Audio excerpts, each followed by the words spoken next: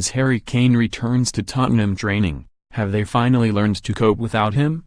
Harry Kane is back in Spurs training, but has the team's form over the last month shown they have finally learned to cope without him?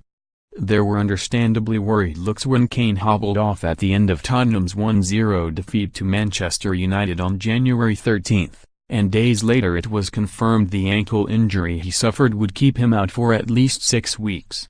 Mauricio Pochettino has endured a tough time when trying to bolster his strike force in previous years, with Vincent Janssen an expensive flop and Fernando Llorente failing to convince.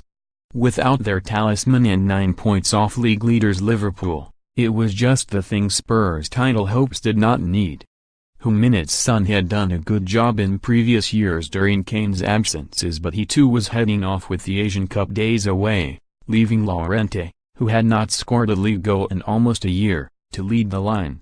Kane could return when Tottenham visit Burnley on Saturday, but since his injury, they have suffered a limp exit from the FA Cup at Crystal Palace but also come within a penalty shootout of the Carabao Cup final and are only 5 points off the top of the Premier League. The evidence is that they are finally learning to get by without their top goal scorer.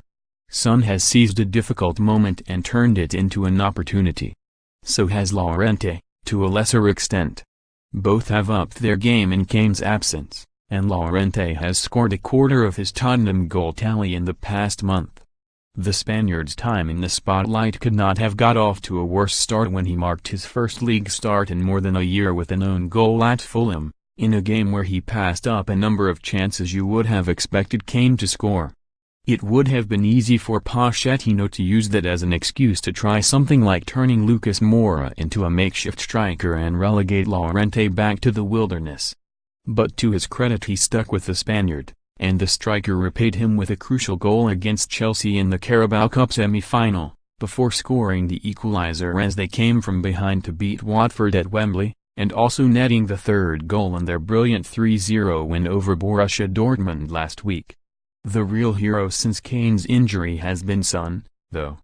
He announced his comeback from the Asian Cup after South Korea's elimination with the winner in that late triumph over Watford, before his solitary goal was enough to see off Newcastle in their next game, and after a dour first half his excellent finish 2 minutes into the second set them on their way against Dortmund. Son has often stepped up to the plate when Kane has been missing. 4 of his 14 goals in 2016-17 came in Kane's month-long absence towards the end of that season. He has taken the bull by the horns this time around, scoring 4 in as many games to show he should not just be an adequate backup to the England man, but a competitor too.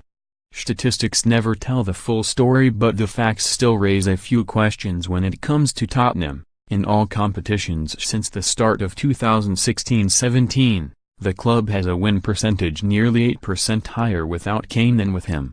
It's not that Kane has sat out easy games. Mauricio Pochettino has usually avoided the temptation to leave him out and allow him to recuperate when he is available. Tottenham do not score significantly more goals whether Kane is in the team or out of it, but they do concede fewer. So whatever is changing is affected at the other end of the pitch. The England captain often drops deep to help when out of possession, so it's unlikely their defense is aided by his absence.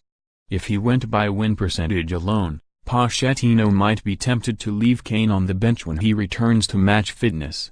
But their star striker's true value is obvious when you look at the importance of his goals. Kane's goals won Tottenham 22 points last season, more than a quarter of their overall tally. For the same period, Son scored almost half of the goals Kane did, but they were worth only 6 points. It was a similar story in 2016-17. Tottenham have done well without their talisman, and they can be confident they are better equipped to cope without him than in previous years, but Pochettino will be very glad to welcome him back in time for a likely Champions League quarter-final doubleheader, as well as an unlikely Premier League title charge. Predict 6 correct scores for your chance to win £250,000.